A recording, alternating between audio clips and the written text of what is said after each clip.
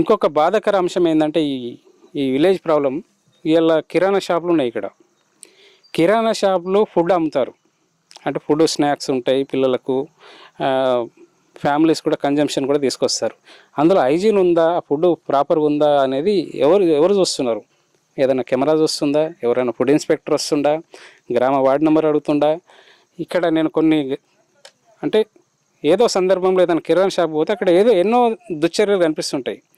వీళ్ళ కిరాణా షాపులలో మద్యం అమ్మడం అంటే వాళ్ళకు లైసెన్స్ ఇచ్చిరా, మరి ఇల్లీగల్ లైసెనా అది మనకు తెలియాలి. అది సర్పంచ్కి తెలియాలి ఫస్ట్.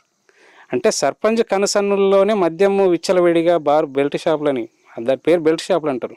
అంటే ఒక కిరాణా షాపు కొట్టువాడు మద్యం అమ్ముతున్నాడు అంటే దానంత ఘోరం ఇంకేముంది?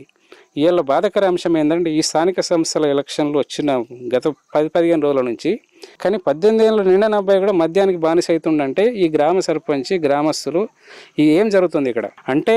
ప్రత్యేకంగా చూడండి వెంకటపురం గ్రామ ప్రజలారా, ఈ బీసీ, ఎస్సీ, ఎస్టీ ఈ కుటుంబాల్లో ఉన్న యువత, స్పెషల్గా ఈ అమ్మాయిలు కావచ్చు, అబ్బాయిలు కావచ్చు, 18 ఏళ్ళ బిలో ఉన్న వాళ్ళ ఎడ్యుకేషన్ ఎందుకు ఆగిపోయింది, వాళ్ళ ఆహార అలవాట్లు ఏంది, ఆ విధంగా ఎందుకు జరిగింది, ఆ విధంగా మార్చిన వ్యవస్థ ఏంది, ఆ వ్యవస్థను ఇంకా పెంచి పోషించుకుంటారా?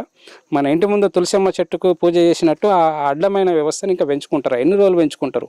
ఆ వ్యవస్థను ఆపేసే వ్యవస్థనే మనం తీసుకొద్దాం. ఒక్కసారి మనకు అవకాశం ఇవ్వండి. ఈ అవకాశం ఇస్తే మీకు ఖచ్చితంగా ఇవన్నీ చూపిస్తా. ఎందుకంటే ఇది రికార్డెడ్ అవుతుంది. ఇది అంటే ఈ డాక్యుమెంట్ అంటే ఈ వీడియో ఎక్కడికి పోదు.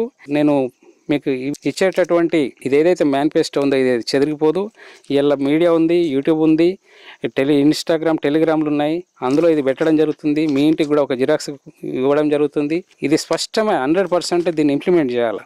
చేసినప్పుడే అది ఆ గ్రామం అంటారు, గ్రామ సర్పంచ్ అంటారు.